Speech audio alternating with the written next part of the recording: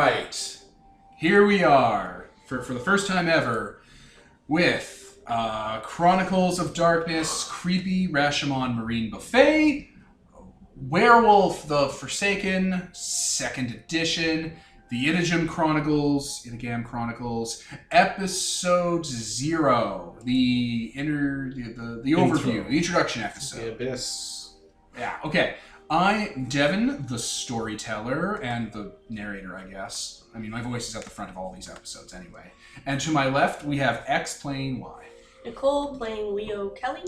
Kevin playing Kaiser Vargas. And Peter as Fyodor Vladislavovich Petrov. Very good. So, here we are, listeners, with Werewolf The Forsaken. As you may or may not know, I don't know if we have regular listeners, what we do is we run through the entire sessions of the game, and then afterwards we record this intro, and then we release the intro first. For some reason, there's probably a lot of good pros for why we do this. Also, So we have just gone through all of Werewolf the Forsaken, 2nd edition, the Itagam Chronicles, and we are now here to talk about our thoughts on it. So, first thing to get through, we didn't do 6 episodes for Werewolf, we did 4, because we kind of ran out of steam 4 episodes in and just weren't feeling it, so we wrapped up. But I believe we should first break in on what is Werewolf the Forsaken. okay, so Werewolf is one of those 3 canonical White Wolf game lines from the World of Darkness. You know, Vampire, Mage, Werewolf. Those are the core from both the Old World of Darkness and the New World of Darkness. Now known as the Chronicles of Darkness, now that Honest Path Publishing has taken over. Yeah, and in it you play the titular werewolf. They're the descendants of Father Wolf that was supposed to be protecting the boundary between the spirit world and the flesh world. But way back ago, he, grew old, wasn't performing as well, so you guys decided to murder him because, reasons. And now you had to take up his responsibility, protecting the real world from the spirits going in and trying to, have fun here. That's roughly the backstory. Yeah. So, I think you're born a wolf-blooded, right? Not Are you? necessarily. No, not necessarily. No, you're born a person. And something happens, and you turn into a werewolf, and then you go on a werewolf rampage when you turn the first time, because it depends on what moon you're born under. And then over time, you integrate with an existing werewolf pack, and there's a lot of high concept stuff that goes into that. Yeah. And it's not what moon you're born under, it's what moon you first change under. That's what I meant to say. That's what I meant. Sorry. So, like in the Vampire, you had clans. Over here, you've got your auspices, which is, that's the thing you're born under. related to the moon phases. Yeah. And Changed under. And then you've got your tribes, which determine what role you play in the society. What prey do you hunt? Yeah, how you factor into the pack. Because the pack is like the third thing away from the clan covenant setup. Yeah. So all werewolves are part, and this is general, obviously you might have loners, I don't care.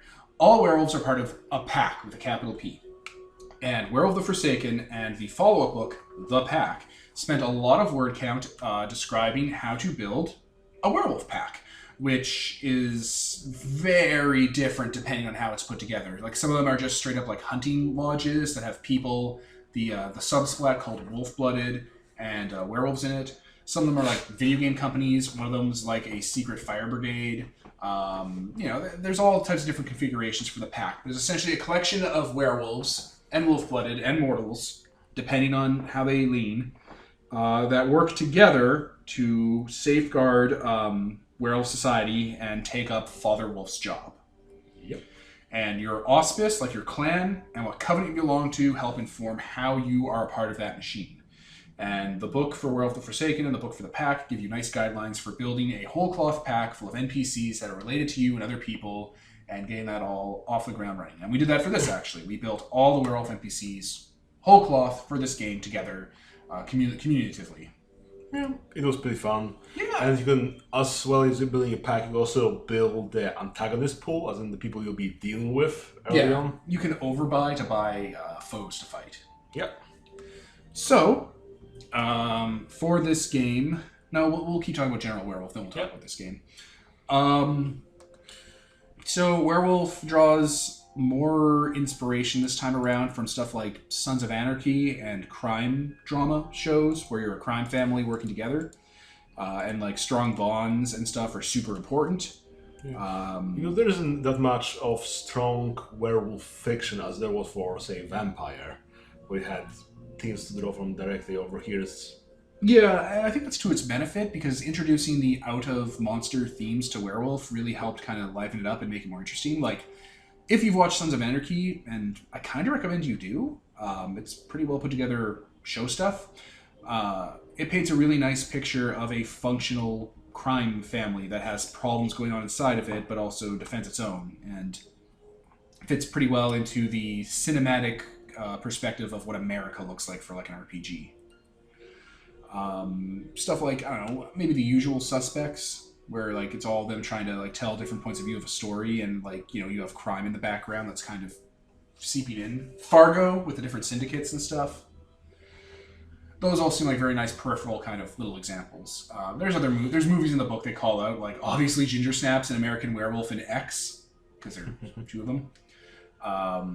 We actually watched Ginger Snaps for this, and that was actually really good inspiration. The other one is a movie called, I think, The Pack, which is like a crime werewolf movie. There's like a version of The Pack on Netflix, and it's about a bunch of dogs, so I don't know if you're thinking of the right one. I downloaded a movie that we didn't get to watch that was like, it was werewolves. So I don't know which movie the book was talking about. I might have to double check that. If it was talking about the dog one or the werewolf one. Yeah. There's also Dog Soldiers. Oh, Dog Soldiers, yeah. Shit. I think that's what I'm thinking of. Anyway, so Werewolf has a really high dual world component to it. You spend a lot of time in the real world, known as the flesh, and you also spend a non-insignificant amount of time in the spirit world. And the spirit world has spirits in it, and spirits are very animistic. They are like things that exist here in the real world and kind of ape them and curate those kinds of domains. So like in the spirit world, you'll see like weird things that are where lampposts should be, and they're lamppost spirits. Or you'll see little like unevolved, kind of fetal, ungrown spirits of like trash cans, or spirits of like rivers that aren't particularly strong, like cricks, little creeks.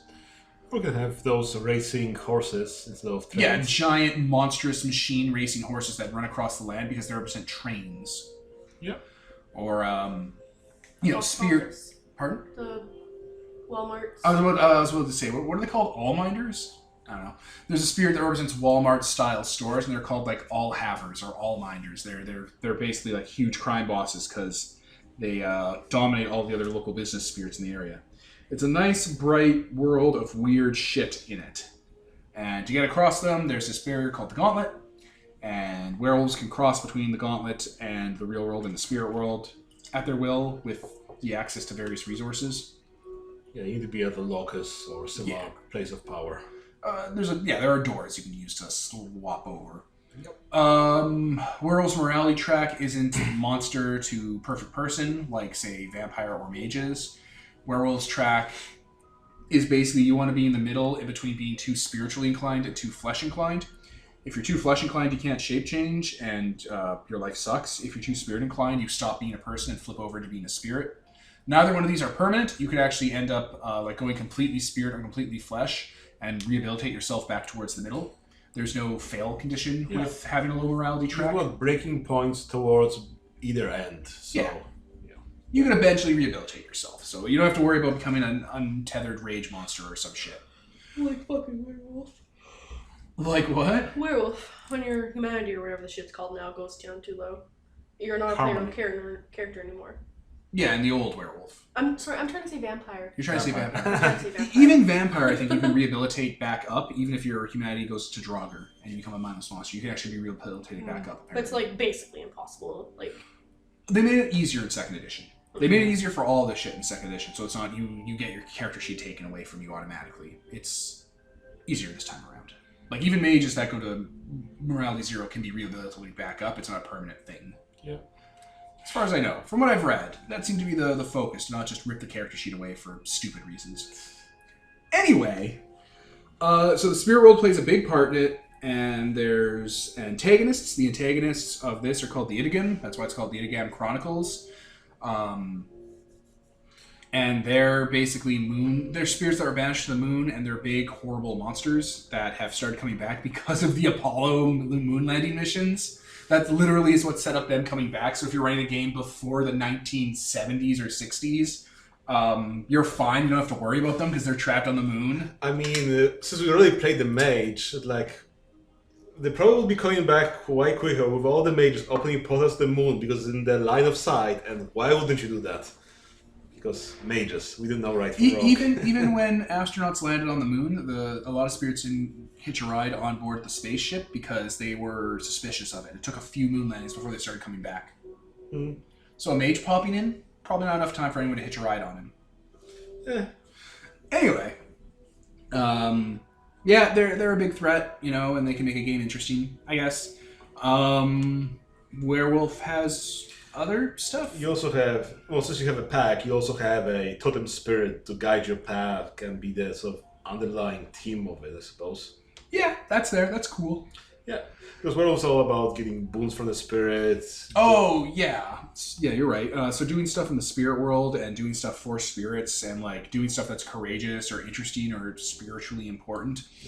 You get, like, these silver exalted tattoos on your character that's called Renown. And they're given to you by moon spirits, and it builds a legend about you. Yeah, so they're all about having glory in your life. And yeah, I think the only way to get those magical powers for the werewolves, you need to go on the hunt and hunt something, to get... Oh yeah, all werewolves have to engage in a monthly hunt, or more frequently than monthly, actually, as you get more powerful. And that hunt binds the pack together, and it keeps you from becoming a rage monster? Well, it's basically doing your job, doing the assist Grodar, going out. We'll get to the special terms. Yeah. So, yeah, you need to go out, hunt things, protect your territory because you're responsible for it. And there are some powers that say, hey, you need to perform this at least X amount of times, and so on, so you get benefits. So, it's very territorial here.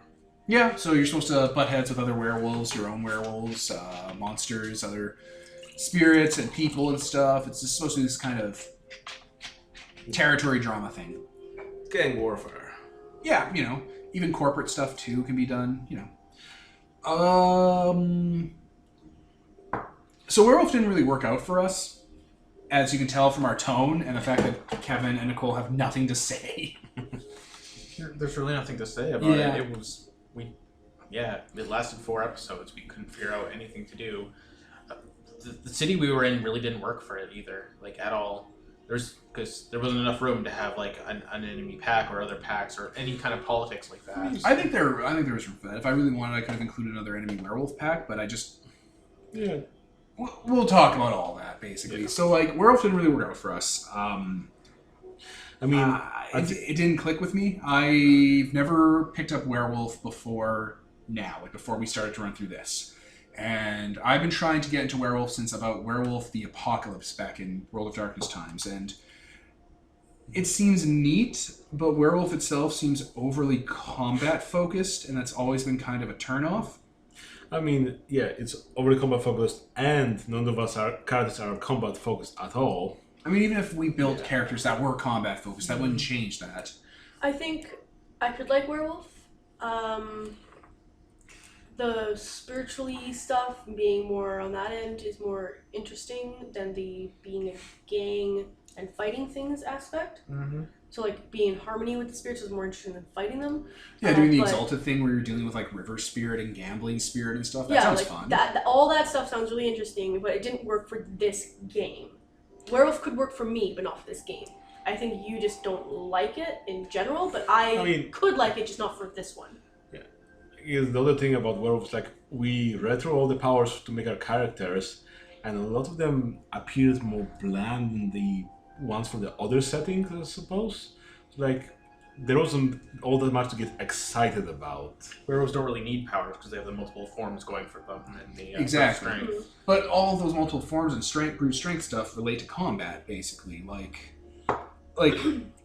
Combat tracking. Combat and combat tracking. Like all the forms give you benefits for doing like physical stuff, like hunting and some social. Like human form gives you a good hiding in plain sight and perception stuff. And like wolf form gives you mobility, and dire wolf form gives you a lot of power and a lot of speed. Yeah. But like all of the werewolf stuff focuses on a combat. You get better regeneration to heal your wounds. You get better stats for damage, and your stat line shifts. And these things are combat isn't that engaging for us. Like, we end up doing rolls and reading rules, and you'll end up cross-referencing, maybe grapple, maybe conditions and tilts, different powers, how they interact, resistance attributes, the way that if two supernaturals fight, one of them can resist the other and stuff. You end up looking at all these things, and they're all across the book and whatnot. But the problem is that will amount to maybe 3 or 4 rounds of a fight. And it seems like a lot of mental load for not a lot of payoff for me. And that's with the shapeshifting, where it's like, oh, you can go into super monster mode, which is Garu form, and you get all these huge bonuses. But all these huge bonuses, if you don't know about them ahead of time, or if you haven't been paying attention to them ahead of time, means you have to rework some of your character sheet and get new bonuses in your head and keep those ready. And then you want to keep in mind how, if you switch to other forms, how that will change the context of the fight right now, and how it might change your numbers and alter your advantages, and maybe it'll alter what health level you're at, or what penalties you're at, or if you're more successful with the tilts. Like, it's too much mental load and too much granularity for something that's not going to last more than 3-4 wheels around the fight. Pro tip: take brawl, take high stamina. Yeah, you essentially need that to take advantage of the werewolf and stuff. But for the powers, a lot of the powers, when I was looking through them, some of them did actually catch my eye. But the problem is you're only allowed to pick ones when they line up with your tribe and auspice or whatever. And they have to, there's very few options in each thing. Like, you put one, you pick your tribe, your auspice, which will kind of wear throughout, and then you pick your tribe, which are your beliefs or whatever. And both of those limit what you can do. So, whereas, like, in werewolf, it opens up options, or vampire, I mean. Yeah, exactly. So, like, in this, if you see a cool power you want, you have to go back and rewrite your entire fucking character, which is what it ended up doing. I picked an auspice and a tribe that I really liked and seemed to fit well for my character, and then none of the gifts that lined up with it were anything interesting. So I had to go back and redo my entire character to get more interesting gifts, which is quite annoying. I mean, like, I made my character and I looked for the most interesting powers I could get, and well, I can tell lies, make some binding oath, I can control technology, and I can control whole buildings and doors, and that's all of my powers there. Yeah, and with mage, you can have, you're much more front loaded. Basically any of the powers. You don't have to have like very specific ones. With vampire, you can have any of the powers. You don't have to have specific ones. What type of vampire you are doesn't really limit you as much as werewolf does. And even if the powers aren't as powerful as mage, because that's obviously not going to be as powerful as mage, it's still, it just seems really limited. If I could just pick any of the gifts for werewolf, it would have been a lot less annoying, because what I'm saying, you have to basically go back and rewrite your entire character if you do one thing wrong at the beginning, and then you realize that all the other stuff is shit. And we should point out that you can buy this stuff later with XP, but character creation is kind of the more important part, where you're just trying to figure everything out. You can't buy it later with XP. What? Like, you can buy more gifts or whatever, but you have to have the certain, like, your renown, so like purity, glory, honor, wisdom, cunning, is based on what auspice and tribe you have.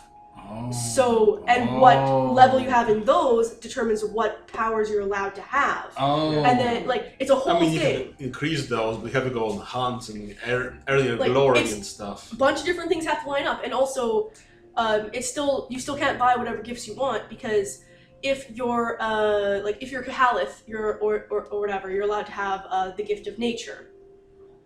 If your auspice doesn't say you get to have the gift of nature, then later on, you're not allowed to fucking buy that shit. I'm like 98% sure that's how it works. You have to,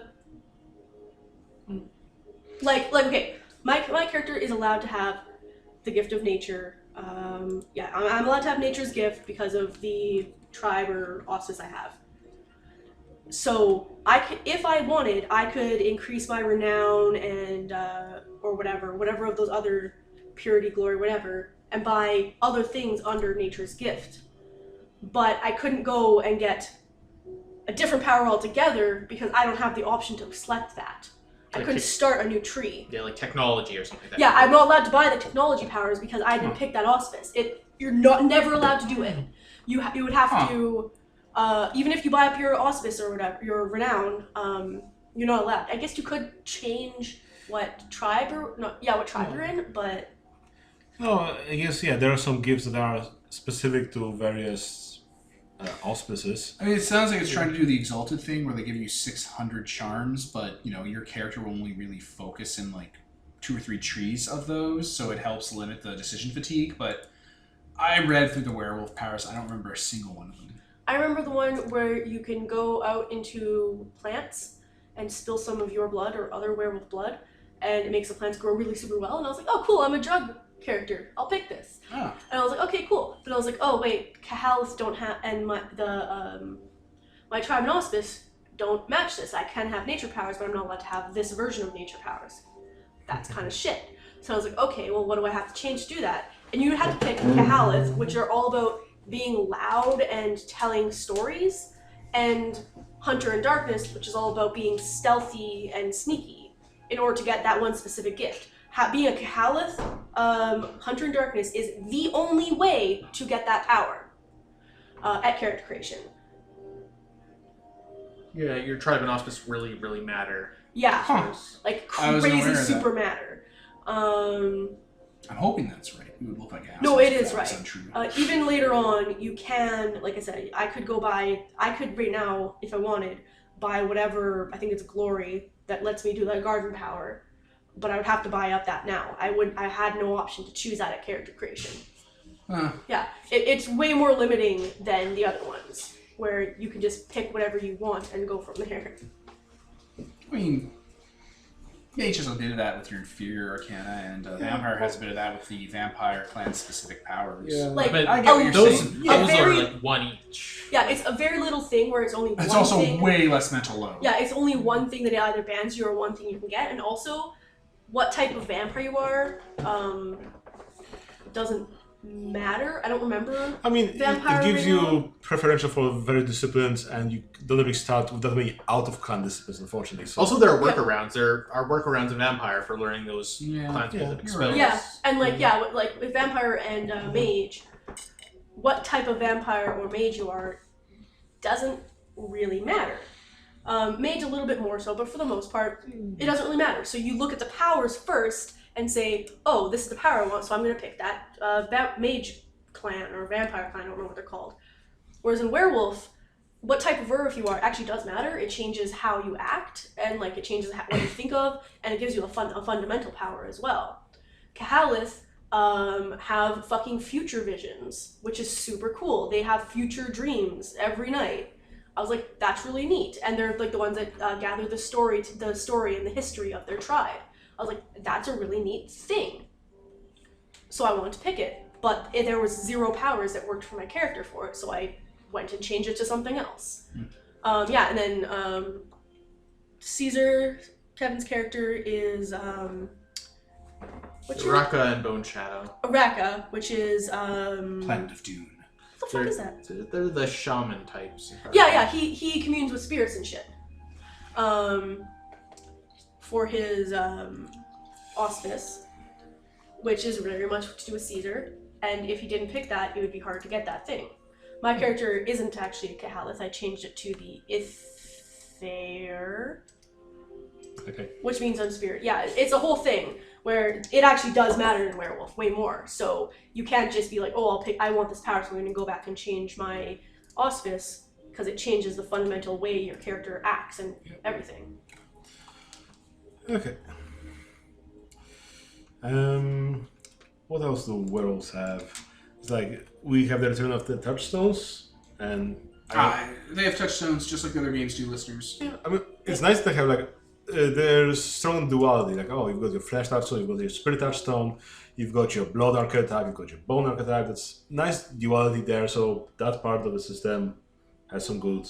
Yeah. To it. Whereas, because in Werewolf, both sides of the humanity track, it's called Harmony. Both sides are good. Neither side is bad. You need to keep a balance, basically. Exactly. So you have stuff that pulls you to both sides. Yeah.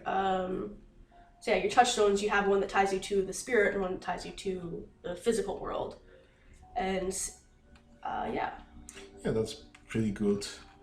And then, just like in, Mask and Dirge and stuff like that, you have your blood archetype and your bone archetype. And another thing werewolves have, I guess, curve triggers, and I guess we can segue that into... Certain things will trigger you to go into murder rage. So werewolves have murder rages. Werewolves have 5 forms. And I'll go clockwise around them. Human form, dire human form. Human form is just your normal fucking person. Dire human form is your a little more werewolfier. And whatever. Bigger, bulkier. Yeah, in the middle is werewolf form. You're a big fuck engine machine that'll destroy the world.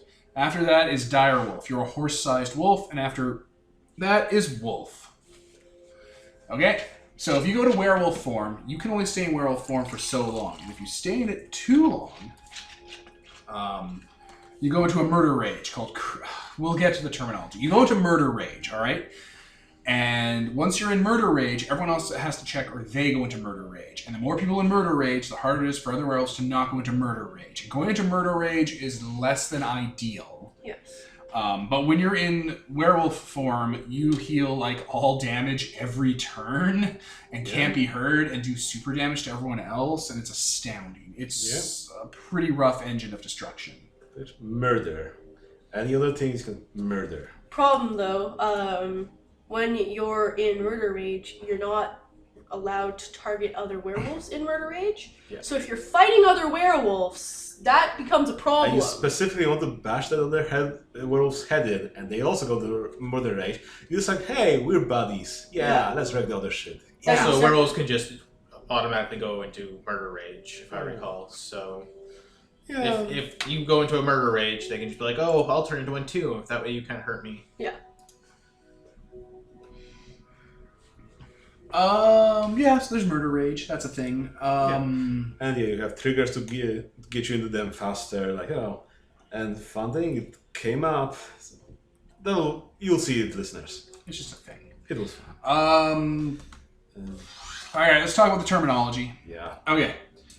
It's a Chronicles of Darkness game, right? So, Chronicles of Darkness and White Wolf is a little notorious for having its... Proper nouns. I'm going to call... Okay, it's proper nouns is one word, capitalized terms.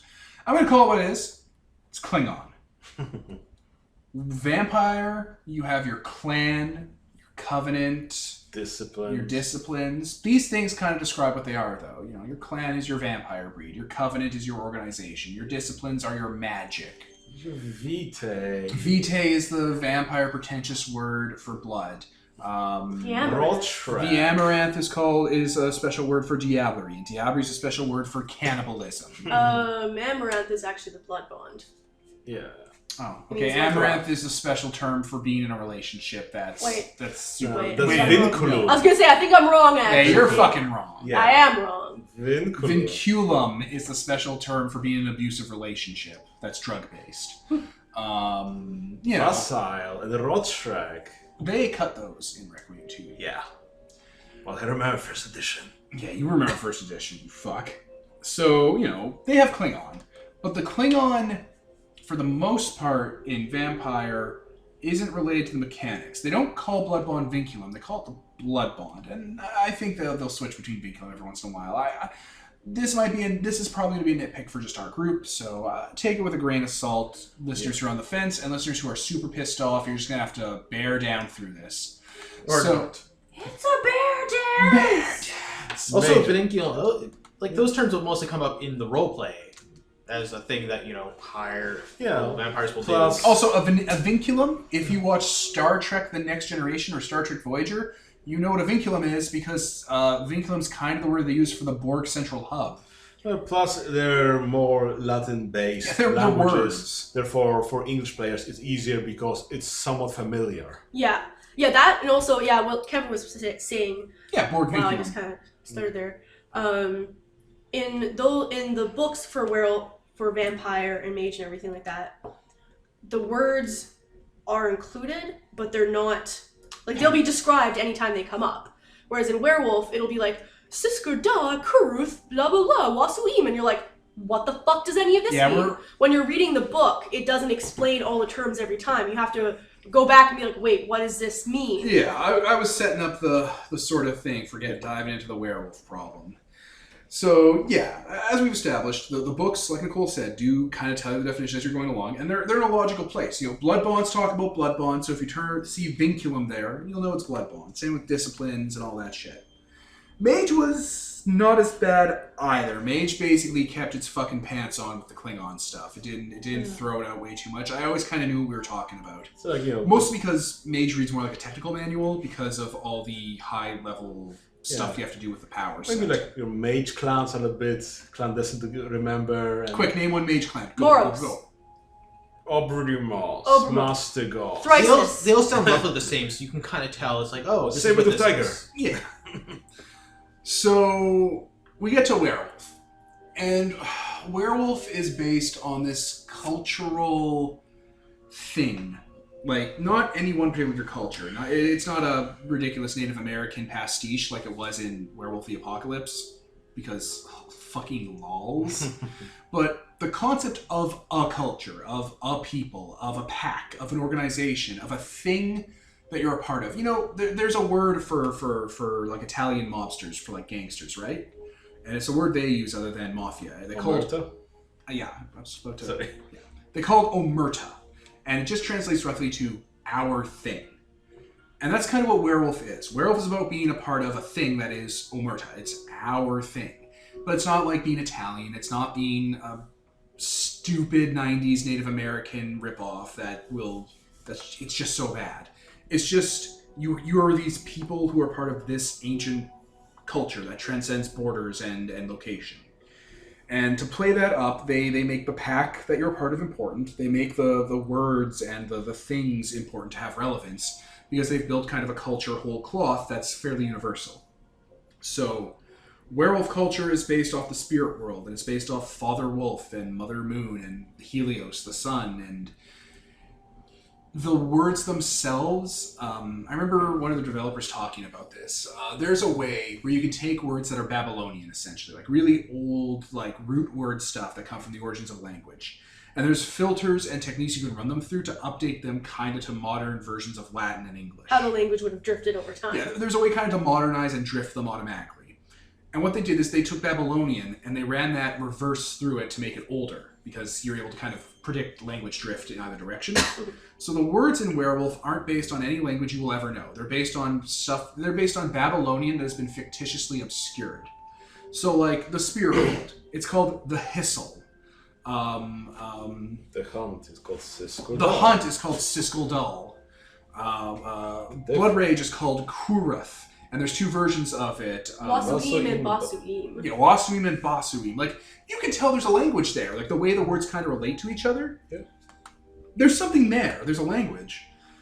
But it's fucking everywhere. And every single little thing has an alternate term. And as you listen to this podcast, I try to throw as many words as possible into a few sentences.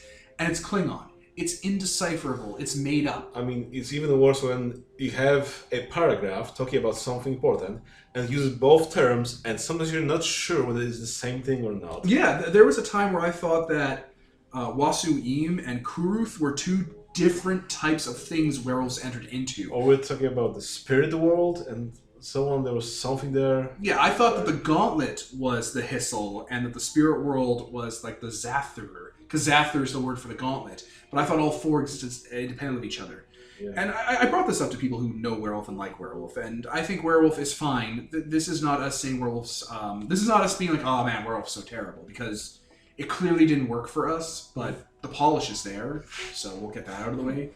But when they're talking about, they're like, oh yeah, well there's an entire index section that you can read through that gives you all the terms and stuff. And it's like, that's fine, but that means I need two different versions of the book open, one on the index or one on a wiki page and the other on the actual book as I'm going through it. You need to print that page up and have it right next to you while you're reading it. It's like, I don't have time for that. I don't want to do that. And it's a real turnoff because these terms are seeded through the whole book. And I think it's important that those terms are seeded through the whole book. Because the idea that you're part of this culture with a capital C, this thing that exists that you share with the other characters in the game, I think it's really important to spotlight that in a way that the previous versions of Werewolves didn't, and make it distinct, and not make it a jean jacket bead Native American ripoff. To make it an actual distinct thing that's strange and alien. I mean, thematically, I understand what they're going for, that this is all their first language, first tongue of werewolves' actual thing. There's a primal language that, older than time itself. Thematically, yes, it's interesting, but in practice, it's a steep learning curve. And Exactly. That's really nice. It's a learning curve. It's interesting to have that in the game. It's not helpful when you're trying to learn what the system is and learn what the rules are and how everything works, and they're throwing those terms in there, and you have to decipher it as a player trying to read the book. Yeah, I think if we were like, I don't know, I think if we were college people who were like getting together a couple days a week just to shoot the shit in between classes, and we all had the book, and we were just going back and forth asking each other questions and learning about it, I'm pretty sure we could do a pretty good attempt on Werewolf if Werewolf was going to be the only game we ran. Like, every week we'd get together and do a session of Werewolf in a study room or something. Yeah. I'm pretty sure that the learning curve of the language would melt away because we would be picking up so much stuff. But the way we're doing these games is we're doing these games pretty casually. Like, we're just kind of picking them up and trying to get surface level information and move on. Yeah. And Werewolf is not a game that I imagine I would ever want to run at a con. Or maybe run for a an RPG day in an RPG game store. It has so much front loaded into it, and especially with customizing the pack and your characters and your backstory, that this is a game that you actually have to put some work into before you run it, so it'll actually sing instead of kind of muddle. I mean, this is the third game we've done. We've picked up Vampire really quickly because, well, we had experience with it. Sorry to cut you off. I think Vampire, we went from deciding to run Vampire to running Vampire within a week or two. Yeah, and that was with us building the baseline characters for all the splats and applying the Vampire development and developing everything else. That one could be. Mage we didn't know anything about, and it was conceivable time. No, it was like, I don't know, what? 2 or 3 weeks. Yeah. Mage, I didn't know dick about Mage. In fact, we had run with a GM that was atrocious. I don't think Nicole was a part of it. This was way back in the day. And this GM ran Mage, the Awakening First Edition, and he lied about it and basically ran it like Ascension, but he ran it like a piece of shit, terrible GM who punished you with Paradox for everything and made your spells fizzle. And like if you had like a heart valve inside of you that was magic, the heart valve would fail because even if mortals couldn't see it, them being around would make magic fail. He was dumb, and he ruined my perspective of Mage until I went to the Chronicles of Darkness Discord and started asking questions about Mage 2E, and they helped clear all that stuff up. So we went from actually not even we didn't start from zero. I started from a negative value about Mage. Had to get a bunch of misconceptions cleared up. Had to learn the complicated spellcasting system. Had to learn about the different worlds and Awakening and all that. And then do character creation and NPC creation and learn about the factions. And we were able to do a half decent Mage game that we were all really raring to go for within like 2 or 3 weeks. Yeah. And how long did it take us to make Werewolf? Okay, so you guys, if you're just coming off of Mage, you probably still heard the air conditioner in the background, which places Mage around July, August. We're just wrapping up Werewolf today, even though this is the first session. The very last session of Werewolf wrapped up in November. Yeah. It took a long time for us to actually be able to sit down and look at Werewolf. And a lot of it was just not wanting to engage with the fucking Klingon. Like any time we'd have to pause to read about something, I don't know how the book's structured, but it seems like there's a lot of drift of terms and drift of sections. Like XP is a section, but that isn't a section in another place, or like. Okay, the book itself. We have this nice PDF. We're looking at it. There are all those bookmarks. You're thinking, oh, this will be great. No, the bookmarks are terrible. Each of them is named something like, oh, Body of the Wolf, or mythic history, what have you. It's like, oh, what do you want to convey? Like, what's spirit of the wolf? Oh, this is your actual powers. Oh Okay. shit! Yeah, the chapter Yeah. labels. Oh my god. Plus, hey, I'm using a dark team, and the main labels are brown, which means they're basically invisible. Yeah, that might just be our PDF viewer, Yeah. which I don't think that's fair to hold against them. But let me point this out. Chapter 3 is called Laws of the Kill, right? So it has your character creation rules in it, okay? It also has subheadings. Soul of the wolf, body of the wolf, spirit of the wolf, spirit magic, and that's about the whole chapter. So you do making a monster for character creation. It gives you a couple rules for how beats and primal urge and rights and experience happen. And they're like, okay, so you want to learn about shapeshifting. Where would you go? You have to go Body of the wolf? Yeah, you have to go to Body of the Wolf. You know, you want to know about raising essence or about Kuruth. You have to go to Spirit of the Wolf. Yeah, also it's How like spirit and soul. right? Where would you go for touchstones? Soul? Yeah, actually, you got that right. Congrats. This is after reading the book though, Yeah. so that's not fair. Yeah, the bookmarks are really indecipherable for what. Like, you're like, oh, I want to find this. I'll go to the side tab. And it's like, oh, you want to find where clans are in Vampire? It'll be under the clans fucking section. So what's Shadow and Spirit? What? What do you think the Shadow and Spirit is about? What are Shadow and Spirit? Shadow and Spirit is a bookmark. What do you think it goes to? The ghost world, maybe? I don't know. Yeah, it does. Yeah, like, it's hard. Yeah. What's for... You know what? No, we're not going to play this game with Nicole.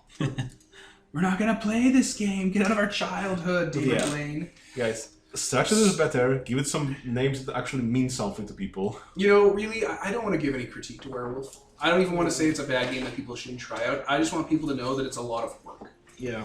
And there's actually a really good book for Werewolf called The Pack. And The Pack was a lot better at explaining how werewolf culture, dynamics, and packs work by giving you example packs and ways to build them, and a fun framing device to get that all set up.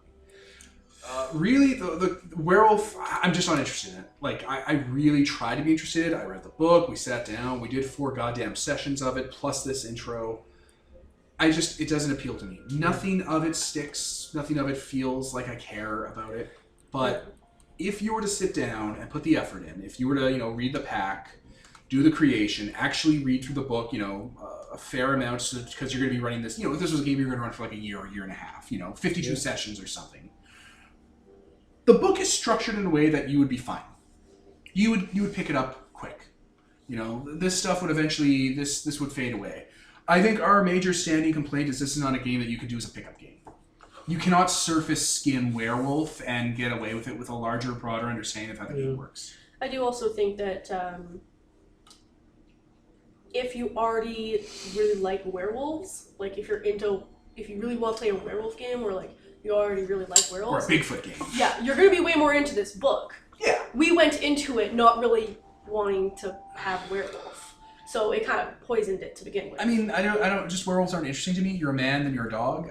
There's not a lot there. Yeah, exactly. But other people, they really like werewolves. They're like, hell, I like werewolves, and this book just wasn't. This is just not for me. See, what I miss, and I'm probably the only person who misses this, was in the previous incarnation of werewolf from the old World of Darkness. You could be aware of whatever, and that where whatever potential. That is a lot more fun. Yeah, right? Like your eyes light up, like, oh my god, I'm going to be aware of... Shark! No. Yes? Okay, yes. But I'm like, where, the little beepers. Ah, sugar glider! Yeah, where sugar glider? Like, the full moon! The full moon! I'm the sugar glider monster! Where sheep? The first New World of Darkness book alluded to someone being a were-swan. So. Honk, honk. Oh no! Yes. Guys, it's back! A horse-sized swan. It's gonna end your life. But New Werewolf or Werewolf The Forsaken 2 didn't do that. And that's fine. It's structured thematically around being a wolf, being an apex predator, being a hunter, being, this super ginger snaps freak monster that's gonna end your life, and dealing with spirits and communing with nature and all that shit. I get it. And it makes a lot of sense, and it's fine. Werewolves just aren't that interesting to me.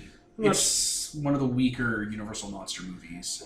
Pretty much, if you're into combat, sure, werewolf. If you're into the spirit world and the connection between the spirit world and the real world, yeah, probably werewolf is your jam. Then again, you could also do the same with mage, technically. I mean, mages... Mages are someone that can just kind of have to plan ahead of time, or else they're going to get murdered.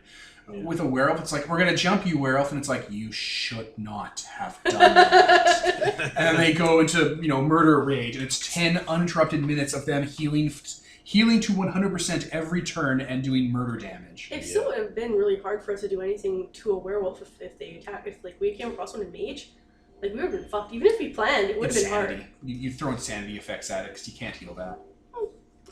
Or drop it in lava. Throw it outside. Fair, you have teleport powers at that point, so... It'd be like a Scooby-Doo but still, though. Yeah. No, if you guys were locked in a room with a raging werewolf, it would have not gone well for you mages. Not gone well for you vampires. Yeah. Werewolves can throw. We're trying to fight that one guy in with the axe. Murderer. Yeah. Imagine a werewolf built for combat. Axe, right? So yeah, that's really it. Werewolf just didn't do it for us, gang. If someone were to be like, "Hey, Devin, sit down and run, 52 sessions of Werewolf and make it like a game that we do every week," probably something more rewarding would come out of it. We could really like the pack creation stuff, the intro shit, all the different music. Oh my God, listeners, the music. Werewolves of London, Hungry Like the Wolf. There's just so much potential there, unironically, but it just didn't work. And I think that's the end of us talking and complaining about Werewolf. And we'll move on to part 2. Yep. Which is talk about your characters while I browse the internet and interject things. So, who wants to start talking about their character and then being a werewolf this time around? Well, I guess I can start. All right, Peter. You can start.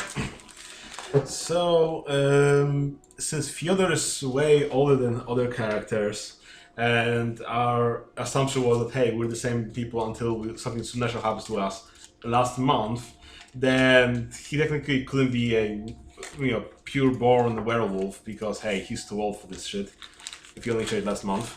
So I think there's another way of becoming a werewolf, which is you are subjected to some other werewolf powers and so on. So I was thinking, hey, he encountered a werewolf, roughed him up, he also became a werewolf, and that played into some of our other people in the pack that also got roughed up in the similar incident, it seems. Which, we got some people that became wolf-blooded because of some incident. So probably it was related to someone at the Freemasons gathering or whatever, roughing people up. Might have been Tsuyoshi Saito, one of our people from the pack. Yeah, Saito turned you. He bit you, and instead of becoming a wolf blood, you became a werewolf. Whatever, that's probably how it works. We don't care. Something like that. He's over 40, and he became a werewolf. Let it go. Yeah. So, Fyodor is a lot of Iron Master, which means he's the mediator in the group that has the powers to calm someone down in case they go to the death rage form. And yeah, he's all focused about the people side of things, so detecting lies and making deals and stuff like that. Exciting and his blood archetype is a fox, so he wants to stay away from trouble. His bone archetype, he's a community organizer, which means that he wants people to work out the differences by talking before going, murdering people. His flesh touchstone is the Grand Lodge of the Freemasons. It's pretty important for him. And his spirit touchstone is a locus he has, with the merits I took, that he has a Roman-style garden in his place, and that's where the Pax Locus is at, to help us go to the other side. And yeah, he's still the same Fyodor, still a Mason. And that's roughly it, I think. Yeah. There's not much there. Freemasons are werewolf cultists this time, and that goes well. Perfect. It goes perfectly well. I can't wait for them to be Promethean cultists, and then demon cultists, and then changeling cultists. So easy to be a changeling cultist. What did you say, Kevin? Oh, never mind. Okay. They're gonna be all like, they're the kindly ones from beyond the hedge. Yes, the hedge. Putting out milk saucers for Fyodor. It's like, here you go. It's like, can't you just give me a cup of Joe with milk in it? And they're like, milk saucers. That's what you love. So yeah, who else wants to go next? I'll go next. So, Kaiser turned roughly around the same time in Vampire, where a vampire attempted to turn him. He sensed it coming. Rebecca. She used a power on him, like domination or whatever, and immediately he freaked out and turned into a werewolf because he was in a tense situation with the supernatural. Yeah. And he's probably he's the only one of the group who I think has been a wolf-blooded for like ever. Yeah, in this version, he's wolf-blooded. Don't think about it, listeners. Don't think about it too hard. Well, he's probably the type of wolf-blood that doesn't have the crazy stuff. Like maybe you had like a really minor one. Yeah. Because wolf-blooded can become other things, if I recall. So they're not like. Yeah, I wouldn't worry too much about it. So yeah, he became one. He is an Araka Bone Shadow. Bone Shadow are kind of stealthy, if I recall, and Araka are the shaman type. I may be wrong, but that's pretty much what I based it off of. No, wait, no. Araka are the stealth types. Oh, did I get that backwards? And your bone shadows are spirity. Yeah. Because we're basically switched, right. And my tribe is Hunter in Darkness, which is definitely a stealth thing. Right. So. So yeah, he's he's got his 2 touchstones. He has a loon who he communes with, and kind of keeps that away from the group because loons are kind of heretical to talk to and be friends with. They're bad for business. And his other touchstone, like in most of the other games, are his parents. His parents make a triumphant return to the big screen. And what's his blood and body type, or blood and bone? Archetypes. Bone! Monster and guru. So when he's in his, when he's hunting, he likes to terrify people and do horrible things. And when he's otherwise just around his pack, he likes being the guy who gives advice. What triggers you? You can't use that word in 2017. Supernatural powers being used on him. Being around other supernaturals, and then because we're close to harmony, it's when they use their powers on you. Right, yeah. So other supernatural types. Is that everything? Yeah, pretty much. Okay. Leo Kelly. I think she must have been a wolf-blooded as well, actually. Just because, she turned just because of a really stressful situation. Yeah. But she's a lot older than I think you can turn into a werewolf without being wolf-blooded. Yeah, I don't... Well, only if you get bitten or whatever, but I didn't. So... If you get bitten, you turn to a wolf-blooded, and then you become a... Yeah, or maybe I don't think wolf-blooded flipped to werewolves.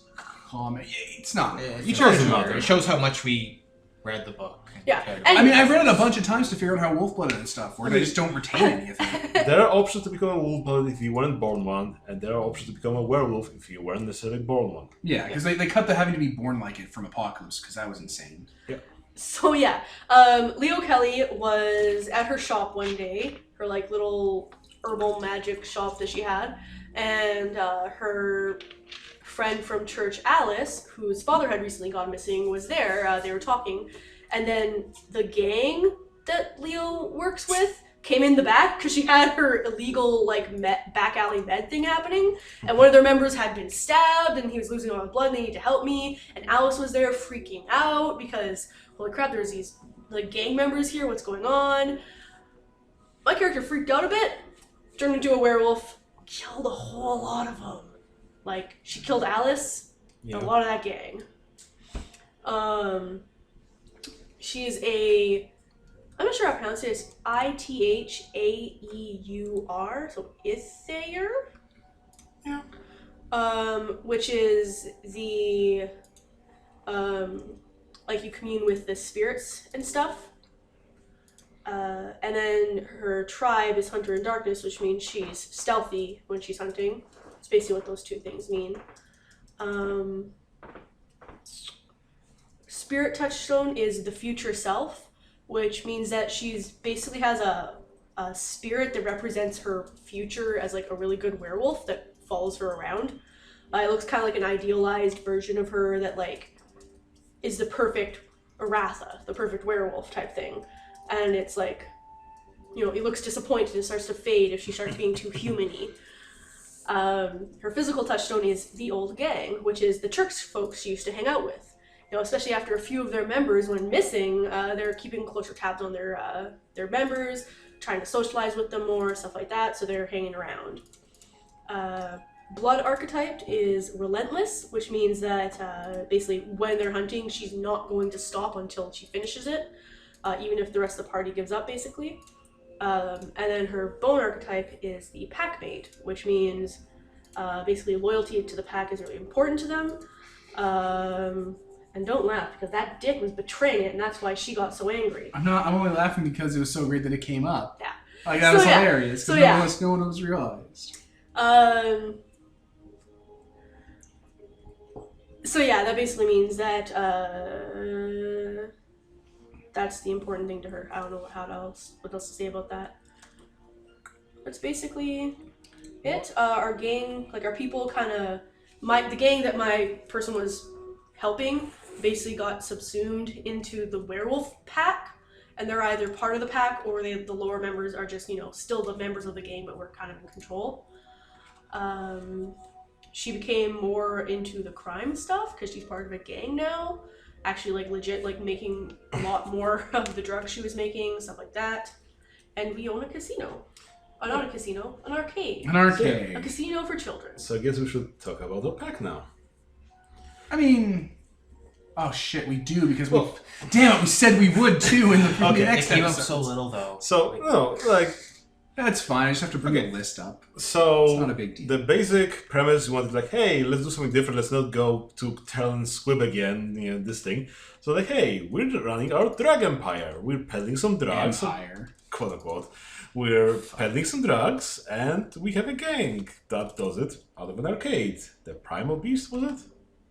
Altered Beast, based off the, I want to say, Sega Genesis console. Yeah. Alright, so the Wolf Pack, basically everyone got to write up their own dudes because there's a point system involved from the pack, and it's really neat and fun. Yeah, I don't know, do you want me to go over these guys? I guess you started because that's the first one is basically your character. Which one? The Bernard. I mean, he wasn't really my character. I just needed a guy that was tied to Monarch, which never came up. Okay, so these guys bought 2 other Urathra for the pack. One's called Bernard Winter. He is a Rahu Blood Talon. He's old. He was in Vietnam. He has ties to Monarch from Mage and had this whole kind of thing we were setting up for that never really played out, you know. Rahu means he's the leader. He's the Dawncast. Yeah, there we go. That's the one. And he's a Blood Talon, which means that he hunts down other werewolves that have gone bad, essentially.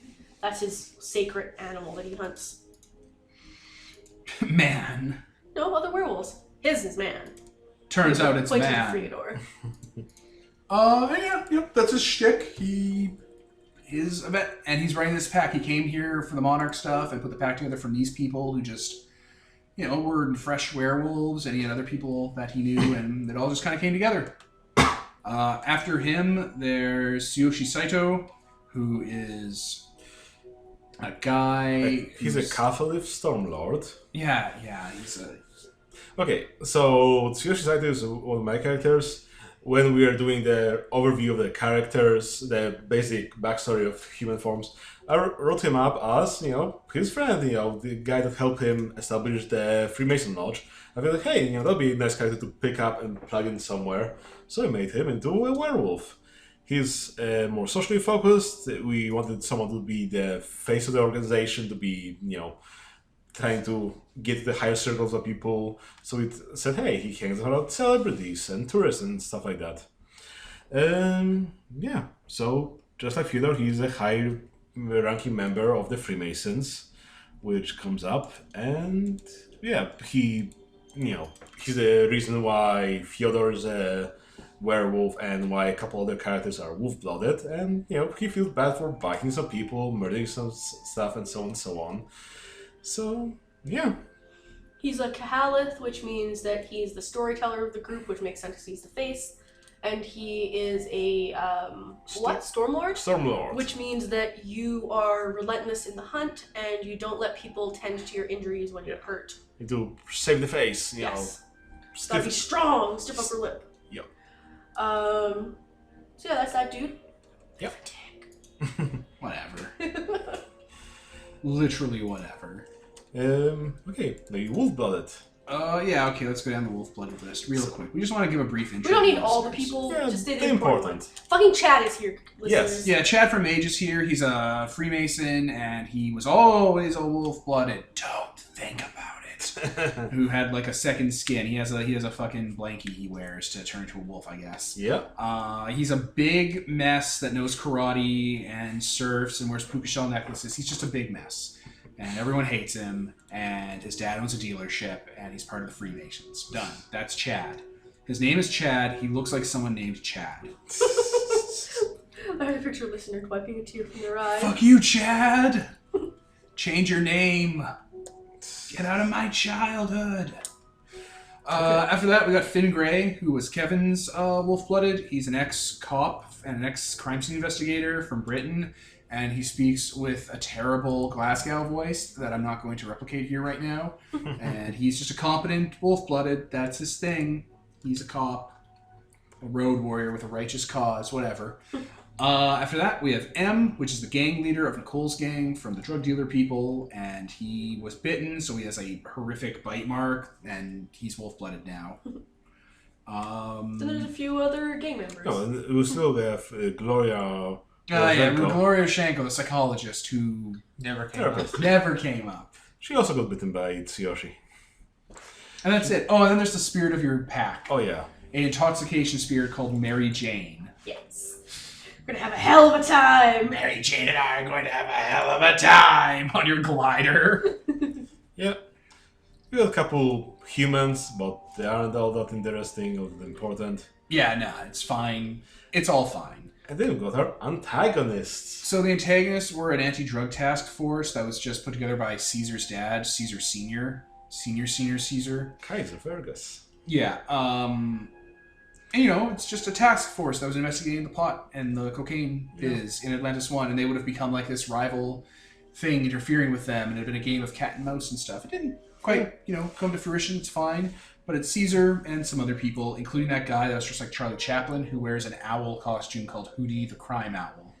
Yeah, that's a breakaway character. He's a breakaway character. He's gonna be in Promethean. He's gonna be Hootie the Dead Man. Hootie and the Blowfish. That'll be him. He'll be like a stuffed pufferfish, and he'll shoot out spikes at you, and now he's just a Mega Man villain. Fabergé Eggman? So yeah, altogether we made like 12 people in our pack. We've got 5 werewolves, 4 wolf-blooded, Just a bunch of of humans. And we've got like 6 antagonists, 7 or something like that. So yeah, basically if you're playing with the pack, you will make a lot of characters. Mm-hmm. And yeah, I guess it can start getting overwhelming after a while, that there's so many people that technically hang together and do stuff together. It's a pretty integral part of Werewolf, too. Yeah. But I mean, in Vampire, the creation of the NPCs is purely on the GM, whereas in Werewolf, it's a group thing. So that's actually kind of helpful. Yeah, but, in stuff like Vampire, they're basically mostly autonomous beings that do their own stuff. Whereas this is like, oh, this is your family. And then you can also have the NPCs that are not part of your pack that will also be the similar amount. So, it's interesting. Definitely plays to the themes of Werewolf that you're this adopted family here. Yeah, that's roughly it. Yeah, those are the characters and the NPCs and stuff. And Caesar's dad showed up, and so did his mom, and it was embarrassing. It was great. Yeah. Margot. Their characters become more caricaturish every roundabout we go, depending on the amount of horror and drama that's involved. Vampire was fairly heartwarming, where Caesar was a dead man and he was just putting together a puzzle with them. Yeah, because we needed those touchstones, we needed that willpower because we couldn't just sleep it off because we're dead. A dead man. Alright, so introduction to the game, introduction to the characters, and I guess we'll just briefly talk about what we did. So the game suggests that you start the game off with a funeral. We started the game off with a funeral for a extra party member that was killed, just some old dude who died. Mule. Then after that, we did a bit of spirit stuff. They fought a spider spirit called Spider's George, who was a statistical outlier that shouldn't have been included in the data set. And so we got a brief jump into the spirit world, where people got to take a look at, just the shallowest bits of that. And that was interesting. Spider and rat spirits are like the most horrifying things ever and are another sub-villain for werewolves, so read up on those guys. And then just dealing with the Freemasons, inter-party conflict, blood rage, magic powers a bit here and there. That's it, very brief kind of glance. We've roughly run the gamut. Yeah, we did a little bit of everything. A very little bit of everything. Yeah. We got the taste for the werewolf we needed. Yeah, like if I were ever to run a longer werewolf game, I know exactly what we need to do and what we'd have to invest and commit to it and what kind of stories you would create for werewolf, which is fine. And the type of stories, they're more ground level focused. But the thing, even reading the werewolf, it's interesting to learn that the werewolves also sometimes jump in people that aren't werewolves. So if you want to have a multi-splat pack, that's totally a thing you can do. Oh yeah, that's totally supported. If you want to have vampires or mages as part of the pack, that's totally a thing that's allowed. And encouraged in some areas. It's a much better crossover splat than Beast ever was. Because actual attempts and writing and word count have been put towards making things integrate in a more holistic way, as opposed to Beasts automatically being everyone's friend and Beasts automatically getting superpowers just from being in the presence of the other splats doing their thing. The book The Pack, which helps integrate the other supernaturals, actually brings up the problems faced with all the other supernaturals, like Prometheans and vampires, and shows you the complications with integrating them with a full pack, and how to get around them, and how to kind of deal with them. So, Werewolf's good. It's a really good one. It's one of the three main pillars. It does a completely different thing from the other two. Yep. You don't change under the moon unless you pick that specific trigger, so... You can't change under the moon if you blow up the moon. That's about it. I don't think there's anything else to talk about with Werewolf. You guys think of anything? Any comments? No. Well, it's an okay game. It's not that thing, unfortunately. Werewolf would work better. I think this is my final kind of... my final takeaway is Werewolf would work better if it was a full Werewolf game. Yes. And also, if you made characters from the get-go, obviously. Because these characters are not the type that are easily integrated into a werewolf type. That was the whole point of doing this. The whole point was seeing what the strengths were, even if we didn't play to them in the game itself. I would know just from this brief kind of brush with Werewolf and the frustrating parts of it we ran into, how to do a good Werewolf game, and where what kind of flavor it would beat the tastes of. I am getting less and less tolerant of large mechanical chassis for doing things that end up being insignificant, like combat being so complicated and having so many options, so much granularity, and so much fiddliness for what will amount to only a couple turns of combat because of how lethality goes in World of Darkness. Lethality exists. I mean, you'll lose half your health track in one good hit. But that is something that's just tied into Chronicles of Darkness being an artifact of White Wolf game design. I think it's something that's been around since the early 90s, and it's something that games that are made new and whole cloth are kind of starting to avoid. Like Powered by the Apocalypse, when we ran through it, everything in Powered by the Apocalypse has a purpose, and you're not making pointless rolls. And you're not making combat... We barely rolled at all. We barely really rolled at all, and when combat broke out, every roll in the combat was changing the fundamental scenario the players were involved in, just as much as saying, doing a social thing or doing like getting out of like a dangerous situation was. It had the same kind of weight on the fiction, and I think combat in World of Darkness suffers from just the old style game design. I mean, it's still polished because the second edition they did make things. It's polished. I just mean fundamentally, I think it's tied into the old White Wolf way. Because every roll in a combat in Chronicles of Darkness doesn't really matter. Like, it's not as important. You kind of just have to get a rhythm going and then you're fine. But it has nothing to do with Werewolf. It's just something. It's not a problem with Werewolf. It's just our type of thing that we like. It's something that exists in that type of game. So it's not really a problem with it. It's just a thing that exists, like a bug or a feature. But like I was saying, it's just a preference of ours. Yeah. But we don't like games that are very rulesy heavy. Well, not all of us do. Well, I mean, Peter does like games that are like has more like rules and like math, but like not all of us do. It really depends on what I'm in the mood for and what kind of story.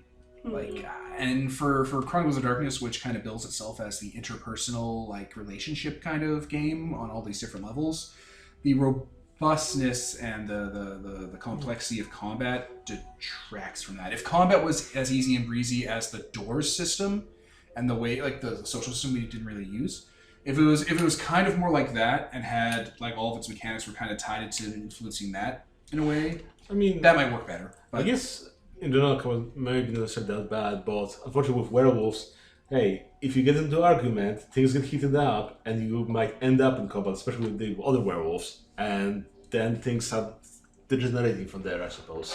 yeah, and then you have to break up like the books and start doing fucking math. So that's fine. So you have so many options, and they're all over the book, so you have to keep jumping around. Yeah.